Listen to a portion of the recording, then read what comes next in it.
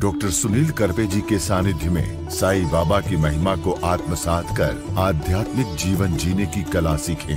देखिए साई वाणी आस्था भजन पर प्रतिदिन प्रातः 7:20 बजे। आस्था पर प्रत्येक रविवार प्रातः 8:20 बजे। संपर्क सूत्र 9604050607।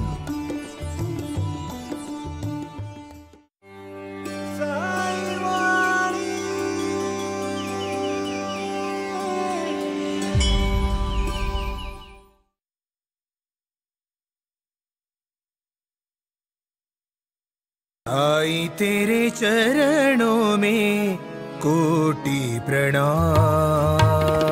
साईं तेरे चरणों में कोटि प्रणाम। साईं तेरे चरणों में कोटि प्रणाम। साईं तेरे चरणों में कोटि प्रणाम। शरण में ले लो साईं प्रभो। शरण में ले लो साईं प्रभो। शरण में ले लो साईं प्रभो। शरण में ले लो साईं प्रभो। नमस्कार। प्रारंभ करो जारी रखो, इसी विचारधारा से साई वाणी को प्रारंभ किया। लगातार पूरे विश्व से साईं बाबा के सब भक्त जुड़ रहे हैं और इसी बात की खुशी है कि वो आए और आकर चले गए, मौन रहे और कुछ कह गए। कुछ था जो बिन बाटे ही बट गया, जल उठे दिए और अंधेरा झट गया। साक्षात प्रभु का आशीर्वाद जब एक मानवता भरे इंसान को पृथ्वी तल पे कार्य करने वाले हर मानव जाति को मिलता है, तो उसके जीवन का सही लक्ष्य और सही मार्ग शुरू होता है। तब तक नहीं, हम हमारे शरीर को जो कर्म करने हैं उस कर्म से पराजित करते हैं, थक जाते हैं लोग। कुछ कुछ लोग तो रुक जाते हैं, कठिन समस्या आने के बाद भाग जाते हैं। भगवान की पूजा करने वाले जो महान इंसान हुए, महान जो इंसान के रूप में आए लेकिन भगवान का रूप बने, इसी धरती पर लोगों ने उनको भगवान की तरफ पूजा और उनकी सम्मान किया, वही लोगों की भी तो जीवन में समस्या आई। राजा था दशरथ, अपने बेटे को दूसरे दिन गद्दी पे बिठाने वाला था प्रभु रामचंद्र जी को। हजारों करोड़ों लोगों के प्राण प्रभु रामचंद्र जी ने बचाए, लेकिन अपने पिताजी को ये दुख से नहीं बचा पाए और खुद पुत्र विरह में राजा दशरथ मर चुके। अब सबको पता है, जब मीरा भगवान कृष्ण का लगन लगे और भजन और नृत्य करने लगी तो उनके पिताजी ने, मतलब उनके पति ने उनको छोड़ दिया और उनके देवर ने उनको जहर दिया। फिर भी मीरा ने वो जहर पी के भगवान की इसमें लीन रही, लेकिन वो जहर से तकलीफ हुई, लेकिन उन्होंने कभी किसी से दया याचना नहीं की। कितने ऐसे उदाहरण दूं। स्वामी विवेकानंद के गुरु रामकृष्ण परमहंस जी को आखिरी में कैंसर हुआ, लेकिन उन्होंने कभी निजी स्तर पर भगवान के पास दया याचना नहीं की कि मेरे को इस कर्म से बचाओ। बहुत ऐसी उदाहरणें हैं। जीवन में, अपने वैयक्तिक जीवन में कार्य करने वाले बहुत सारे महान लोग जो आपके इर्द गिर्द है, उन्होंने समस्या झेली, लेकिन कर्म को काटने के लिए इसी शरीर को उन्होंने समृद्ध रखा, ना कि किसी के सामने याचना की। भगवान प्रसन्न होने के बाद या भगवान के दरबार में जाने के बाद क्या मांगना चाहिए, ये मैं आज आपको सिद्धांतिक तौर पर कर्म के सिद्धांत में साई वाणी में कह रहा हूं। भाई और बहनों, प्रारंभ करो और जारी रखो, इसी विचारधारा से साई वाणी का मैंने प्रारंभ किया और लगातार लोगों से जुड़ने के बाद जो आनंद मुझे आज मिल रहा है, जो कार्य करने के लिए मैं आज आपके साथ खड़ा हूं, इसमें बड़ी खुशी है कि धर्म क्षेत्रे कुरुक्षेत्रे समवेताः युत्स्वा मामका पांडव क्षेव किम कुर्वत संजय। इस भूमिका के प्रति, इस भावना के प्रति, इस शाश्वत जीवन के प्रति जो भी समस्याएं हर दिन रोजमर्रा की जिंदगी में आती है, और ये समस्या आने के बाद हम थकते हैं। जैसे अर्जुन थका, अर्जुन ने देखा और कहा मेरे मामे हैं, मेरे पिताजी के मतलब बड़े भाई है, मेरे बड़े भाई है। भीम का जब भाई साथ में था तो सामने दुर्योधन था, दुर्योधन भी चचेरा भाई था। तो दुख हुआ अर्जुन को और कहा कि मैं ऐसे मेरे भाइयों से, मेरे गुरु से, मेरे परम मित्रों से लड़के मैं क्या करूंगा, और लड़ूंगा भी तो मेरे सक्सेस में, मेरे जीत में वो भी खून होगा, मैं क्यों जीऊं? इससे अच्छा है कि मैं भिक्षा मांग के जीऊं। यानी कर्तव्य से विमूढ़। दृष्टवा तु पांडवानीकम व्यूढ़म दुर्योधनस्तदा आचार्यमुपसंगमम राजा वचनम ब्रवीत। हतो वा प्राप्यसि स्वर्गम। उस समय भगवान कृष्ण ने कहा, अर्जुन तू उन लोगों को मार रहा है, उनके शरीर को मार रहा है, उनकी दुर्विचार को मार रहा है, उनकी रुचियों को मार रहा है। मरने के बाद तो शरीर मरेगा, आत्मा तो ट्रांसफर हो जाता है, बदला जाता है, दूसरे शरीर में जाता है, नया शरीर मिलेगा। तो ऐसी भौतिक स्थितियों की चिंता क्यों करता है? रोजमर्रा की जिंदगी में हमें सबसे ज्यादा डर है कि हमारा क्या होगा।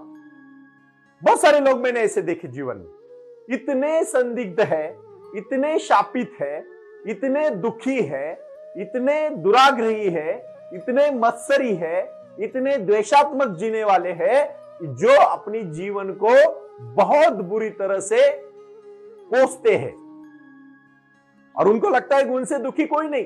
अरे तुम इन लोगों के दुख देखो। काली, साक्षात काली मां जो रामकृष्ण परमहंस जी के साथ बात करती थी, वो परमहंस जी को आखिरी में कैंसर हुआ, वो भी गले का, और उनको डॉक्टर ने कहा, गुरुदेव आप अभी भाषण नहीं दे सकते, लोगों के साथ बोल नहीं सकते। उन्होंने कहा, जिस दिन मेरा भाषण बंद होगा उस दिन मैं मरना पसंद करूंगा। कितना बड़ा दुख झेला। कर्म कोई नहीं टाल सकता, आप उसकी चिंता मत करो। जो होगा वो उसकी मर्जी से होगा, और जो हो रहा है उसी की मर्जी से हो रहा है, और जो होगा वो होगा ही होगा, और जो नहीं होगा वो कभी नहीं होगा। भाइयों और बहनों, ये विचारधारा है, ये शक्ति है, ये भक्ति है, एक रुतबा है, एक शाश्वत चीजें है ये, इसको हम नहीं टाल सकते। आप अपने रोजमर्रा की जिंदगी में सिर्फ कार्य करने का काम करो बस। और ऐसी बात है, याद रखना, मैं आज एक सक्सेसफुल गुरु मंत्र देता हूं जो आज तक आपको किसी ने नहीं दिया होगा। 8 घंटा आप अपने लिए निजी रखो, उसमें 6 घंटा आप सो जाओ, 2 घंटा आप एक्सरसाइज करो, 1 घंटा योगा, 1 घंटा मतलब आधा घंटा प्राणायाम और आधा घंटा एक्सरसाइज। जो भी आप करना चाहोगे, जिम करो और उठक बैठक करो, जो भी करना चाहते हो, दंड बैठक करो, हनुमान बैठक करो, जो भी करना चाहते हो, लेकिन 2 घंटा एक्सरसाइज करो। और एक बात कहता हूं, 8 घंटा सिर्फ ज्ञान प्राप्त करने को करो। सिर्फ और सिर्फ पूरे ब्रह्मांड में सिर्फ इंसान ही ऐसी शक्ति है जिसके पास सोचने की एक ताकत और बोलने की ताकत भी है। बाकी प्राणियों के पास सब कुछ है, लेकिन बोलने की क्षमता नहीं, विचार करने की क्षमता नहीं। होगी थोड़ी बहुत लेवल पे अलग अलग प्राणियों में, लेकिन इंसान में सबसे ज्यादा है, इसीलिए इंसान पूरे धरती पर राज कर रहा है। लेकिन आपको सच कहूं, वो ज्ञान प्राप्त करता है ना तो दुख कम हो जाता है। जो ज्ञानी है ना वो मूढ़ है, कभी नहीं वो ऐसी किसी भी छोटी छोटी चीजों के पीछे पड़ेगा। जो सच्चा ज्ञानी हुआ उसका उद्धार हुआ। और यही आज का कर्म का सिद्धांत है कि व्यर्थ किसी के लिए, विरह के लिए रो मत। वो आपके हाथ में नहीं है, बिल्कुल आपके हाथ में नहीं है। ये बात मैं विश्वास और दावे के साथ कहना चाहता हूं कि कुछ कर गुजरने के लिए मौसम नहीं मन चाहिए, साधन तो जुट जाएंगे, संकल्प का धन चाहिए। संकल्प ही तय नहीं होता, इसीलिए लोगों की जिंदगी में खुशी ही नहीं आती। कितने सारे लोग मैंने दुखी देखे, क्योंकि वो छोटी छोटी चीजों से दुखी हो जाते हैं। कोई मर गया उसी के लिए पूरे रो रहे। कुछ मैंने तो ऐसे लोग देखे, कोई अपना नजदीकी मर गया, उसने भी सुसाइड कर लिया। अरे भाई, उसका जीवन था, वो जी गया, तू तेरा जिंदगी जीना। ठीक है, दुख होता है, मैं नहीं कहता कि आप बिल्कुल भावना शून्य बनो, मैं बोलता हूं वैचारिक भावनावान बनो। जिस दिन आपको ज्ञान प्राप्त होगा, मैं विश्वास के साथ कहना चाहूंगा, किसी भी बात का आपको दुख नहीं होगा, क्योंकि क्रोधात भवति सम्मोह, सम्मोहात स्मृति विभ्रम, स्मृति भ्रंशात बुद्धिनाशो, बुद्धिनाशात प्रणश्यति। ये भूमिकाएं है, ये भावनाएं है, ये जीवन है। ये तो ऐसे होगा ही। आपके जीवन में सुख है, दुख है, दिन है, रात है, बारिश है, धूप है, ऐसे तो ऋतुएं भी बदलती है, उसी प्रकार जीवन बदलेगा। अपने जीवन में आज के लक्ष्य में एक बात आपको तय करनी है, जो कर्म का सिद्धांत है, भोगना सबको पड़ता है, उससे किसी का भी छुटकारा नहीं है। इसीलिए शिरडी के साईं बाबा का सबसे पहला आशीर्वाद है, मानवता ही धर्म है। श्रद्धा, सबूरी और प्रारंभ करो, जारी रखो। सबका मालिक एक। बस एक बार दृढ़ता के साथ चलो। मैं छोटी सी कहानी से आपको एक बात, आज बहुत प्रीतिपूर्ण कहानी मैं समझाना चाहूंगा, और हो सके तो इस कहानी को आप अपने जीवन में आत्मसात करना। भाई और बहनों, जो भी ज्ञान आपके पास है ना, उसके अपने जीवन में इस्तेमाल करके लोगों की सेवा करो। सबसे बड़ा कार्य है लोगों की सेवा करना, उनको आनंद देना। उससे जो जीवन बदलता है ना अपना, उससे ज्यादा खुशी और कुछ भी नहीं। ध्यान एक ऐसी शक्ति है जो इस मानव जात में आने के बाद आपको कर्म करना है। कोई इकट्ठा मत करो। कोई भी जानवर कभी कोई धान्य इकट्ठा नहीं करता, उसकी रोजी रोटी इकट्ठा नहीं करता, लेकिन वो भूखा कभी नहीं मरता। सिर्फ इंसान ऐसी चीज है जो सिर्फ इकट्ठा करता है और खा भी नहीं ठीक से पाता। इतने सारे लोग मैंने देखे, मीठा नहीं खाना है, इकट्ठा नहीं खाना है, ये नहीं खाना है, वो नहीं खाना है, डायबिटीज है, इतनी सारी बीमारी है, करोड़ों रुपए इकट्ठा करने में समय व्यतीत किया, और जब खर्च करने का समय आया तो जिंदगी ही नहीं बची। राकेश झुंझुनवाला का नाम आपने सुना होगा। अरबोपति इंसान था, खुद के फ्लाइट थे, आकाशा नाम की उन्होंने एयरलाइंस भी शुरू की, बहुत कुछ किया, लेकिन अपने शरीर, अपने देह के ऊपर ध्यान देना छोड़ गए। और याद रखना, वो पूरा चीज उन्होंने साम्राज्य खड़ा किया, लेकिन उसका उपभोग नहीं ले पाए। इसीलिए कुछ ऐसे लोग मैंने देखे, आज भी मुझे सबसे प्रीतिपूर्ण और सबसे अच्छे व्यवसायिक, मैं उनका कोई मार्केटिंग नहीं करता हूं, लेकिन निजी तौर पर कहा जाए तो मैं आनंद महिंद्रा जी को बहुत मैं उनका तहे दिल से रिस्पेक्ट करता हूं, क्योंकि उनकी सेहत, उनका एक शरीर, उनका मन, उनके विचार, उनके ट्वीट्स, उनका कार्य, उनका कंट्रीब्यूशन, उनका समाज, उनका कार्य, उनका व्यवसाय, उनका व्यापार, उनका उद्यम, उनकी सोच, उनकी भाषण, जब भी मैं पढ़ता हूं मुझे बहुत खुशी होती है। ऐसे परफेक्ट इंसान होने चाहिए। हो गए उनके जीवन में भी निजी तौर पर दुख सुख होंगे, वो कभी ज्यादा उन्होंने सार्वजनिक तौर पर नहीं बताया, लेकिन उनकी व्यवहार, उनका समाज देखने के बाद दिल खुश हो जाता है। उसी प्रकार होना चाहिए। इसी को कहते हैं जीवन। क्योंकि अपने कार्य में लगते समय, मैं बहुत पहले आपको पुरानी कहानियां बताता हूं, अभी मैं इर्द गिर्द देखता हूं कहानियां।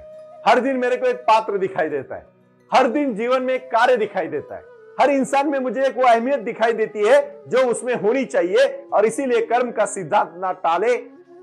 जो महान हुए, जो भगवान के नजदीक गए, जो भगवान तक बने, उनके भी कर्म नहीं छूटे तो हमारे नहीं छूटेंगे। आज मैं दम के और डट के मैं इसीलिए कहना चाहता हूं, क्योंकि इस बात को आपको भोगना पड़ेगा, कभी छुटकारा नहीं इससे। ये मत सोचिए कि आपको इससे छुटकारा मिलेगा, और कोई इसके भगवान की इसमें कोई भी वशीलेबाजी दलाली नहीं चलती। भगवान उसको कर्म लेने के बगैर ही उस शरीर को मुक्ति देते हैं, वैसा नहीं देते। इसीलिए मैं सिद्धांतिक तौर पर कहूंगा, जो भगवान अपने खुद के लिए नहीं बचा पाए, वो दूसरों को क्या बचाएंगे। साईं बाबा के पास जाने के बाद क्या मांगना है? ये नहीं मांगना है कि बाबा मुझे पैसा दो, ये नहीं मांगना है कि बाबा मुझे मेरे संग में से को दूर करो। बाबा को ये मांगो, हे साईं, मेरे जीवन में जो भी समस्या आए उसका डट के सामना करने की शक्ति मुझे देना। हे साईं, मैं मेरे हाथ से साईं इतना दीजिए, जामे कुटुंब समाए, मैं भी भूखा ना रहूं, साधु भी भूखा ना जाए। तीसरा और महत्वपूर्ण विषय, हे साईं, मुझे इतनी शक्ति दीजिए कि जो मेरे जीवन में कार्य करने में मदद करे। इन सब चीजों के प्रति उठो भाइयों बहनों, रुको मत, कार्य करो, डट के खड़े रहो, और संभाल के काम करोगे तो जीवन बदलेगा। भगवान से क्या मांगना है आपको? आपके कार्य में तो फल मिलेगा। आप जितना आउटपुट दोगे, इनपुट दोगे, उतना आउटपुट आएगा। अगर इनपुट नहीं दोगे तो आउटपुट कहां से आएगा? कर्म करोगे तो ही फल मिलेगा। बिना कर्म किए कौन देगा आपको? कुछ भी नहीं देगा। इसीलिए अगर जीना है तो कर्म करना पड़ेगा, और अगर मरना है तो फिर कुछ नहीं करना पड़ेगा। और क्यों नहीं जीना है? जिंदगी अगर हमारे हाथ में नहीं है तो मृत्यु भी हमारे हाथ में नहीं है। मैं खासकर उन लोगों को आज कहना चाहता हूं जो कर्म से भागना चाहते हैं। और बहुत ऐसे लोग हैं जो अपने कर्तव्य से भागने के लिए उनका बड़ापन समझते हैं, और ये गलत बात है। इसीलिए कुछ कर गुजरने के लिए मैं कहता हूं, मौसम नहीं मन चाहिए, साधन तो जुट जाएंगे, संकल्प का धन चाहिए। और वो संकल्प होना चाहिए वैचारिक संकल्प, दृढ़ता वाला संकल्प, मानवता वाला संकल्प, प्रगल्भता बनाने वाला संकल्प, और राष्ट्र को निर्माण करने वाला संकल्प, बस और कुछ। और ये बनना है, कुछ करना है। और इसीलिए यत्र योगेश्वरो कृष्णो यत्र पार्थो धनुर्धरो तत्र श्रीर विजयो भूतिर ध्रुवा नीतिर मतिर मम। क्योंकि काम एश, क्रोध एश, रजोगुण तम भव, ये भूमिकाएं है। अपने जीवन में अपने को अपना जीवन का कर्म भोगने से पहले या कर्म भोगते भोगते जीवन को जीना भी चाहिए। आप बोलेंगे जीने वाली कौन सी बात है? रोजमर्रा की जिंदगी में खुशी से जीना ही जीवन है। जीवन कोई पड़ाव नहीं है भाइयों, जीवन कोई अंतिम लक्ष्य नहीं है। हर दिन जीना ही जीवन है। सच कहता हूं मैं, कोई लक्ष्य नहीं होता बड़ा जीवन का, जीने का कोई लक्ष्य नहीं, जीवन ही लक्ष्य है। हर दिन की जिंदगी जीना ही लक्ष्य है। आप ठीक से सुनो मैं क्या बोल रहा हूं। हर दिन जीवन अच्छी तरह से जीना ही जीवन का लक्ष्य है, ना कि जीवन में कुछ पाना लक्ष्य होना चाहिए। कुछ पाने के बाद क्या? कुछ लोग बहुत अच्छे तय करते हैं कि मैं ये पाना चाहता हूं, जिस दिन वो चीज पा लेते हैं उस दिन फिर से दुखी हो जाते हैं, क्योंकि और आगे का पड़ाव दिखता है। कभी आदमी इंसान कभी खुश नहीं होता, और जो इंसान खुश होता है वो ज्यादा भागता भी नहीं अलग मार्ग से। मैं नहीं चाहता कि आप दुखी हो जाओ।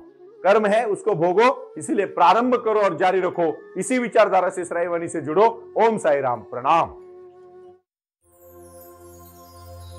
ओम साई राम। प्रारंभ करो, जारी रखो। इसी विचारधारा से साई वाणी का प्रारंभ हुआ। शिरडी के साई बाबा का आशीर्वाद पाके खुद अपने जीवन में एडवोकेट डॉक्टर सुनील नाना साहेब करपेजे ने साई वाणी के इस कार्यक्रम को प्रारंभ करते हुए 21वीं सदी को सही में साई बाबा के आशीर्वाद से लोगों के जीवन में बदलाव एवं खुशियां लाने के लिए साई वाणी का प्रारंभ किया। लगातार लोग साई वाणी को सुनते आ रहे हैं। साई कृपा जो साई ध्यान से जुड़ी हुई है, क्योंकि मेडिटेशन ही एक ऐसी शक्ति है जो जीवन में क्रांति ला सकती है, बदलाव ला सकती है और खुशियां दे सकती है। लेकिन उसके लिए प्राणायाम बहुत महत्वपूर्ण है, और अपने संकल्प के प्रति अडिग रहकर उन्होंने प्राणायाम की श्रृंखला को अपने शक्ति से जोड़ा और उसको साई क्रिया के माध्यम से साई ध्यान के प्रति वो लगातार लेके चले गए। इन सब क्षेत्रों के लिए एक ऐसा परिक्षेत्र होना चाहिए जहां लोग आए और रुके। शिरडी में साई बाबा के समाधि के आशीर्वाद के बाद उनको ज्ञान और ध्यान दोनों की शक्ति देने का प्रयास किया जा रहा है। इसीलिए साईं बाबा की 65 फुट हिंदुस्तान की सबसे बड़ी प्रतिमा बनाकर वहां बाबा का मेडिटेशन सेंटर खोला गया है। साई आंगन इस नाम से यह जाना जाता है। देऊळगाव गाड़ा, तालुका दौंड, जिला पुणे, यहाँ साई आंगन की और बारामती क्षेत्र में साई आंगन में इसी क्षेत्र की निर्मित करते हुए उन्होंने यहाँ निजी व्यवस्था के साथ बच्चों के लिए गुरुकुल सिस्टम का इंग्लिश माध्यम का स्कूल, जहाँ बच्चे पढ़े और जहाँ बच्चे गुरुकुल में रहकर गुरुकुल के माध्यम से गुरुर ब्रह्मा गुरुर विष्णु गुरुर देवो महेश्वरा गुरु साक्षात परब्रह्म तस्मै श्री गुरुवे नमः इसका ज्ञान ले पाए।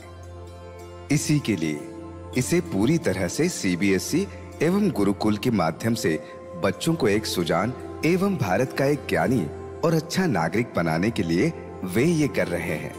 उसी के साथ हेल्थ इज वेल्थ कहते हैं कि शरीर ही सबसे महत्वपूर्ण संपदा है और उस संपदा को आयुर्वेदा के माध्यम से लोगों को जोड़ना चाहिए।